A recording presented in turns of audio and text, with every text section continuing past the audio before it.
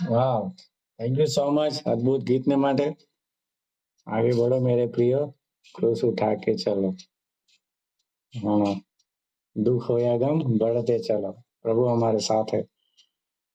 તો આમેન અદ્ભુત ગીત કે લીએ આવો આપણે આજનો સંદેશ તરફ વધીએ અને આજનો જે ટોપિક છે એ છે મારો સાચો મિત્ર કોણ.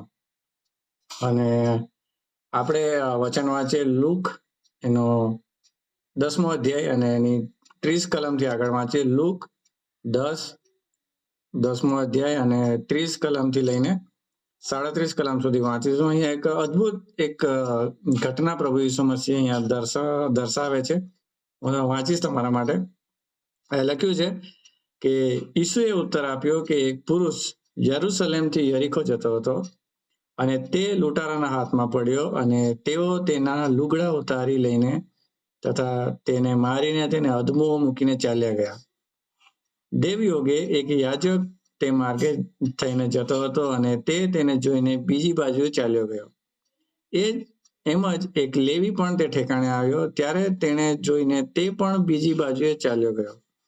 અને પણ એક સમરૂની માર્ગે ચાલતા ચાલતા જ્યાં તે પડ્યો હતો ત્યાં આવ્યો અને તેને જોઈને તેને કરુણા આવી ને તેની પાસે ગયો. તેના ઘા પર તેલ તથા દ્રાક્ષારસ રેડીને પાટા બાંધ્યા અને તેને પોતાના જાનવર પર બેસાડીને ઉતારામાં લઈ ગયો અને તેની માવજાત કરી. બીજા દાડે તેણે 2 દિનાર કાઢીને ઉતારાવાળાને આપીને કહ્યું કે એની માવજાત કરજે અને એ કરતા જે કંઈ વધારે ખર્ચ લાગશે તે હું પાછો આવીશ ત્યારે તને આપીશ. હવે તું શું ધારે છે? લૂંટારાના હાથમાં પડેલા માણસનો પડોશી એ 3માંનો કોણ ઠર્યો? તેણે તેને કહ્યું કે જેણે તેના પર દયા કરી તે. ઈસુએ તેને કહ્યું કે તું જઈને એ પ્રમાણે કર. તો પ્રભુ વાંચેલા વચન દ્વારા આપ સૌને આશીર્વાદ કરે. તો અદ્ભુત એક ઘટના છે અહીંયા. અને આપણે આજે આના પર એક મિત્ર, એક કોણ છે આપણો મિત્ર, એના વિશે આપણે શીખીશું.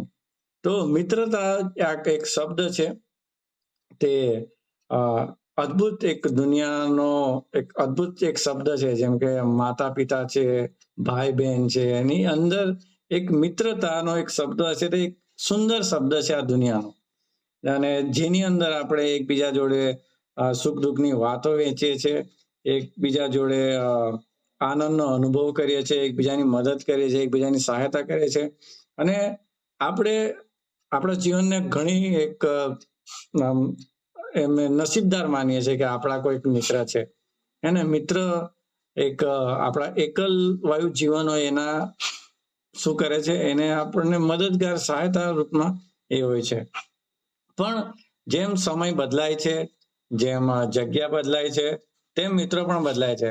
માનો કે આપણે જ્યારે સ્કૂલમાં હતા ત્યારે આપણા અલગ મિત્ર હતા, જ્યારે આપણે કોલેજમાં ગયા ત્યારે આપણા અલગ મિત્ર હતા, અને આપણે જ્યારે જોબ કરીએ છીએ, જ્યારે નોકરી કરીએ છીએ ત્યારે આપણા અલગ મિત્ર હોય છે. મતલબ કે જેમ સમય બદલાતો જાય છે તેમ આપણા મિત્ર પણ શું થાય છે, બદલાતા જાય છે.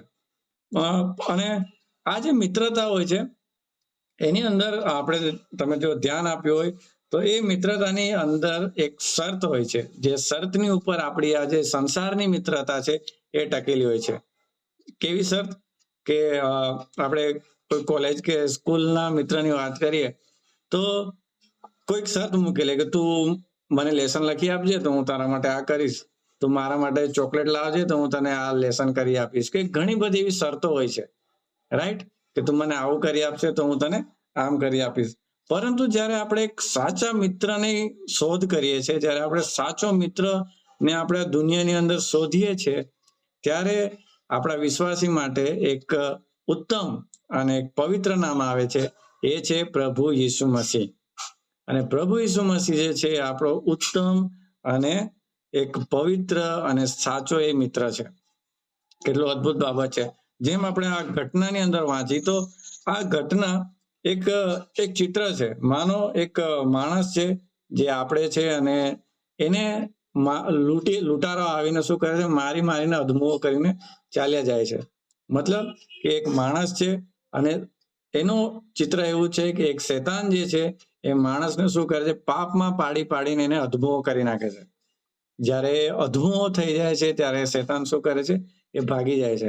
જ્યારે તમે યોહાન 10:10 વાંચો છો, ત્યાં લખ્યું છે કે ચોર ચોરી કરવા અને ઘાત હત્યા કરવા આવે છે અને નાશ કરવા માટે આવે છે. તો શેતાન એ જ રીતના આવે છે, આપણને ઘાત હત્યા કરે છે, આપણને અધમુઆ કરીને નાહી જાય છે. પણ પછી બે ત્યાં વ્યક્તિ આવ્યા, એક યાજક આવ્યો અને એક લેવી આવ્યો. અને ધ્યાન રાખો કે આ યાજક અને લેવી પણ કોણ છે? એ દેવને માનનારા લોકો છે, પોતાને ધાર્મિક બતાવનાર લોકો છે. અને એ લોકો આવે છે અને એની પાસેથી શું કરે છે? મોઢું ફેરવીને ચાલ્યા જાય છે. અને એમની પાસે પ્રેમ દેખાતો નથી. એ પરમેશ્વરને માને તો છે, પણ પરમેશ્વરનો પ્રેમ એ લોકોની અંદર દેખાતો નથી. અને ત્યારે જ એક ત્રીજો વ્યક્તિ આવે છે, સામરી વ્યક્તિ આવે છે, અને એને તે વ્યક્તિને દેખ્યું અને એ માણસ પર દયા આવી અને એના માટે દરેક બાબતો જેને લગતી રીતે વસ્તુઓ કરી. અને એ જ રીતના જ્યારે ઈસુ મસીહ ના વિશે આપણે દેખીએ છીએ, તો આપણે એક પાપી હતા અને પાપમાં પડેલા હતા, અને ત્યારે ઈસુ મસીહે શું કર્યું? આપણા માટે બલિદાન થયા. આપણા પર એમણે દયા કરી અને આપણા પર એમણે કૃપા કરી, અને એને આપણને શું કર્યા છે? બચાવ્યા છે. એ અધમૂળ પરિસ્થિતિમાંથી એને આપણને બહાર કાઢ્યા છે. એને આપણા પાપ પોતાના માથે લીધા છે. એને ક્રૂસ પર એને પોતાનું જીવન આપ્યું છે. એને કબરમાં રાખવામાં આવ્યો છે અને ત્રીજા દિવસે છે જીવતો થયો છે. એ મહાન પરમેશ્વર જેને આપણે અધમુઆમાંથી એને શું કર્યા છે? નવું જીવન આપ્યું છે. તો કેટલો અદ્ભુત પરમેશ્વર છે આપણો, રાઈટ? એ આપણો અદ્ભુત મિત્ર છે, અને એ જ મિત્ર એ શું કરે છે? આપણી દેખભાળ રાખે છે, આપણી સંભાળ રાખે છે. ઈસુ મસીહ શું છે? આપણા એક અદ્ભુત સાચો મિત્ર છે. તો એક સાચા મિત્રની અંદર કેટલાક ગુણ હોવા જોઈએ, અને એ ગુણ એક આપણા મિત્રની અંદર પણ હોવા બહુ જરૂરી છે. પહેલું જે ગુણ છે એ જે છે કે એ મિત્ર શરત વગરનો પ્રેમ કરનારો હોવો જોઈએ. જે બી આપણો મિત્ર છે એ આપણને કોઈ પણ શરત વગર પ્રેમ કરનારો હોવો જોઈએ, રાઈટ? જેમ મેં શરૂઆતમાં કીધું કે ઘણા એવા મિત્ર હોય છે જે આપણી સામે શરત મૂકે છે કે તું મને આમ કરશે તો હું તારા માટે આમ કરીશ. પણ જ્યારે આપણે ઈસુ મસીહ વિશે વિચાર કરીએ છીએ, ત્યારે ઈસુ મસીહે આપણા સામે કોઈ પણ શરત મૂકી નથી કે તું આવું કરશે તો હું તારા માટે બલિદાન થઈશ, તો આવું કરશે તો હું તને અનંત જીવન આપીશ. ના, પરમેશ્વરે આપણી સામે કોઈ પણ શરત મૂકી નથી. હે ને? પરમેશ્વરે ફક્ત એટલું કીધું છે કે તું મારા પર વિશ્વાસ કર. અને તો જે પરમેશ્વરનો પ્રેમ છે, જે શરત વગરનો પ્રેમ છે, એના માટે એક શબ્દ આવે છે અગાપે. જે યુનાની શબ્દ છે એ છે અગાપે, અને એ અગાપે શબ્દનો અર્થ થાય છે શરત વગરનો પ્રેમ. અને એ ફક્ત પ્રભુ ઈસુ મસીહ કરી શકે છે. આપણે માણસ જાત દરેક બાબતની અંદર શરત હોય છે. તો આપણો જે સાચો મિત્ર છે એની અંદર એક આ ગુણ હોવો જોઈએ કે એ આપણને શરત વગરનો પ્રેમ કરે. બીજો જે પોઈન્ટ છે એ છે બલિદાની પ્રેમ હોવો જોઈએ. જે મિત્ર જે હોય છે તે એક બલિદાન આપનારો હોવો જોઈએ. જેમ તમે યોહાન એનો 15મો અધ્યાય અને 13મી કલમ વાંચો, ત્યાં લખેલું છે કે એક મિત્ર પોતાના મિત્ર માટે બલિદાન આપે છે. હા ને? આજે ઘણા એવા મિત્રો છે, પણ એ શું કરે છે? પોતાના લાભ વિશે વધારે વિચારે છે. પણ જ્યારે આપણે પ્રભુ ઈસુ મસીહ વિશે વિચારીએ છીએ, ત્યારે પ્રભુ ઈસુ મસીહ શું કરે છે? આપણા માટે પોતાનું બલિદાન આપે છે. હે ને? એ આપણા પાસે કોઈ આશા નથી રાખતો, પણ એ પોતાને આપી દે છે. કેટલો અદ્ભુત પ્રેમ છે પરમેશ્વરનો! એ આપણો સાચો મિત્ર છે જે પોતાને શું કરે છે? બલિદાન આપે છે. પછી ત્રીજું પોઈન્ટ છે એ છે કે એક સાચો મિત્ર કોઈ પણ પરિસ્થિતિમાં બદલાવો ના જોઈએ, રાઈટ? કોઈ પણ પરિસ્થિતિમાં બદલાવો ના જોઈએ. અને મલાકી 3:6 લખેલું છે કે હું યહોવા બદલાતો નથી. એ પરમેશ્વરે જે કીધું છે એ હર એક પરિસ્થિતિમાં પૂરું કરે છે. એ કેટલો અદ્ભુત પરમેશ્વર છે. આજે ઘણા એવા મિત્રો છે આપણા દુનિયાની અંદર કે જે આજે તો કહે છે, પણ 1 મિનિટ પછી શું થાય છે? ફરી જાય છે. પણ જ્યારે આપણે ઈસુ મસીહ વિશે વિચારીએ છીએ, કે સાચા મિત્ર વિશે વિચારે છે, ત્યારે એની અંદર આ ગુણ છે કે આપણો પ્રભુ ઈસુ મસીહ હર એક પરિસ્થિતિમાં સ્થિર છે. એને કોઈ પરિસ્થિતિ બદલી શકતી નથી. એને આપણા માટે જે વાયદા કર્યા છે એ પૂરા કરે છે. કેમ કે એ આપણો સાચો મિત્ર છે, એ આપણો પરમેશ્વર છે. પછી ચોથી બાબત કે હર એક પરિસ્થિતિમાં જોડે ઊભો રહેવા વાળો હોવો જોઈએ. એક સાચો મિત્ર કેવો હોવો જોઈએ? હર એક પરિસ્થિતિમાં આપણી જોડે ઊભો રહે એવો હોવો જોઈએ. જ્યારે તમે એના માટે તમે હિબ્રુ એનો 13મો અધ્યાય ને એની 5મી કલમ બી વાંચી શકો છો. હિબ્રુ એનો 13:5 એમાં બી લખ્યું છે કે હું તને કદી છોડીશ નહીં, કે હું તને કદી પણ ત્યાગીશ નહીં. ચાહે સુખ હોય ચાહે દુઃખ હોય, એ પ્રભુ ઈસુ મસીહ એ સાચો મિત્ર આપણને કદી પણ છોડતો નથી. એક ઉદાહરણ તમને યાદ હશે બાઇબલની અંદર, જ્યારે ઉડાવ પુત્ર પોતાની પૂરી સંપત્તિ લઈને એ દૂર દેશમાં જતો રહ્યો, ત્યારે એના ઘણા એવા મિત્ર હતા, રાઈટ? પણ યાદ રાખો, જ્યાં સુધી એની પાસે ધન સંપત્તિ હતી, પૈસા હતા, ત્યાં સુધી એ શું હતો? એના જે મિત્ર હતા તેની જોડે હતા. પણ જેવું એ ઉડાપુત્રના જીવનમાંથી એ પૈસા ખતમ થઈ ગયા, એ કંગાલ થવા લાગ્યો, તો દરેક મિત્ર એને છોડીને ચાલ્યા ગયા. એ પરિસ્થિતિમાં એની સાથે કોઈ પણ ઊભો નહીં રહ્યો. તો એવા આજે ઘણા એવા મિત્રો હોય છે, પણ જ્યારે આપણે સાચા મિત્રની વાત કરીએ છીએ, પ્રભુ ઈસુ મસીહની વાત કરીએ છીએ, ત્યારે એ હંમેશા હર પરિસ્થિતિમાં આપણી જોડે શું હોય છે? એ ઊભો હોય છે. એ આપણો સાચો મિત્ર છે. નેક્સ્ટ જે છે 5મો પોઈન્ટ, કે એક સાચા મિત્રની અંદર એક ગુણ હોવો જોઈએ, એ છે કે એ મિત્ર ફક્ત આપણી ભલાઈ ઈચ્છે છે. અને એક સાચો મિત્ર આપણી ભલાઈ ઈચ્છે છે. જ્યારે તમે રોમિયો એનો 8મો અધ્યાય અને 28મી પંક્તિ વાંચશો, રોમન 8:28, ત્યાં એમ લખ્યું છે કે પરમેશ્વર તરફથી જેટલી બી વાતો થાય છે તે આપણા માટે ભલાઈ ઉત્પન્ન કરે છે. પરમેશ્વર તરફથી કોઈ પણ બુરાઈ આપણા જીવનમાં આવતી નથી, અને આપણા જીવનમાં એ ભલાઈને ઉત્પન્ન કરે છે. કેટલો અદ્ભુત આપણો મિત્ર છે, આપણો પરમેશ્વર છે, કે એક દરેક બાબતની અંદર આપણા માટે ભલાઈને ઉત્પન્ન કરે છે. તો એક મિત્ર હંમેશા પોતાને ભલાઈને ઉત્પન્ન કરે છે. તો એક ઉદાહરણ આપણે જોઈએ, જ્યારે આપણે કરસલા પકડીએ છીએ, ત્યારે તમે એને વાટકામાં કે ડોલમાં નાખી દો છો, ત્યારે એક કરસલો ચડતો હોય તો બીજો કરસલો એને પકડીને ખેંચી કાઢે છે, એને ચડવા દેતો નથી. તો આજે એવા ઘણા એવા મિત્રો છે જે ઉપર ચડે છે, પણ એને સફળતા એને જોઈ નથી શકતો, એને ઈર્ષા પેદા થાય છે, અને એ આપણને શું કરે છે? પાડી નાખવાની કોશિશ કરે છે. પણ સાચો મિત્ર જે પ્રભુ ઈસુ મસીહ છે, તે આપણા માટે ભલાઈ, હંમેશા ભલાઈ ઈચ્છે છે. એ આપણો સાચો મિત્ર છે.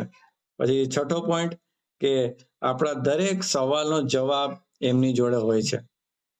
આજે ઘણા એવા તમારા મિત્રો હશે, તેની પાસે તમે સલાહ લેવા જશો, તમે કોઈ નિરાશ હશો, તમે સલાહ લેવા જશો, તો એ તમને વધારે નિરાશ કરી દેશે. પણ જ્યારે એ જ સવાલ તમે પ્રભુ ઈસુ મસીહને પૂછશો, તો એનો જવાબ એ હંમેશા આપે છે. એ કદી તમને ના નહીં પાડશે, કદી તમને નિરાશ નહીં કરશે. એ તમારી હરેક પરિસ્થિતિ, હરેક સવાલનો જવાબ પ્રભુ ઈસુ મસીહ આપે છે. તો આ કેટલાક મુખ્ય ગુણો હતા કે જે એક સાચા મિત્રની અંદર હોવા જોઈએ. અને હું એવું માનું છું કે આ દુનિયામાં એવો કોઈ માણસ નથી, એવો કોઈ આપણો મિત્ર નથી કે જેની અંદર આ ગુણ હશે. ફક્ત ને ફક્ત પ્રભુ ઈસુ મસીહ છે જેની અંદર આ ગુણ છે, અને એ જ આપણો સાચો મિત્ર છે. રાઈટ? તો પરિસ્થિતિ ગમે તેવી કોઈને હોય, સુખ હોય, દુઃખ હોય, નિરાશ હોય, તો આપણે એવું ના વિચારીએ કે હું તો એકલો છું અને મારા સાથે કોઈ નથી. ના, પણ યાદ રાખો કે પ્રભુ ઈસુ મસીહ આપણી જોડે છે. એ આપણા 24 કલાકે આપણી સાથે છે. આપણા ઉઠવાનું, આપણા બેસવાનું, આપણે ગમે તે કરીએ, એ પ્રભુ ઈસુ મસીહ શું કરે છે? જાણે છે, અને આપણો સાચો મિત્ર છે, અને આપણી મદદ કરવા માટે હંમેશાને માટે તૈયાર રહે છે. આપણે ગમે ત્યાં કેમ નહીં હોય, એ પ્રભુ ઈસુ મસીહ આપણી સાથે છે. તો છેલ્લે આપણે એક વચન વાંચીએ, યોહાન એનો 15મો અધ્યાય, યોહાનની લખેલી સુવાર્તા એનો 15મો અધ્યાય અને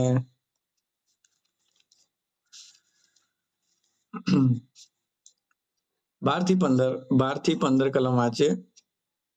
યોહાન 15:12-15.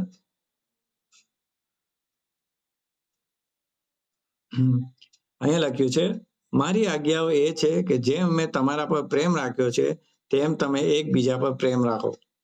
પોતાના મિત્રને સારું જીવ આપો, તે કરતા મોટો પ્રેમ કોઈ નથી. જે આજ્ઞા હું તમને આપું છું, તે જો તમે પાળો, તો તમે મારા મિત્રો છો.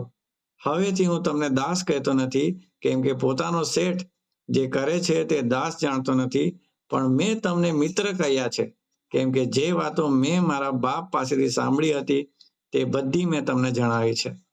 કેટલું અદ્ભુત વચન છે પરમેશ્વર. ઈસુ મસીહ કહે છે કે મેં તમને દાસ નથી કહ્યા. પ્રભુ ઈસુ મસીહ આપણને નોકર નથી કહેતા.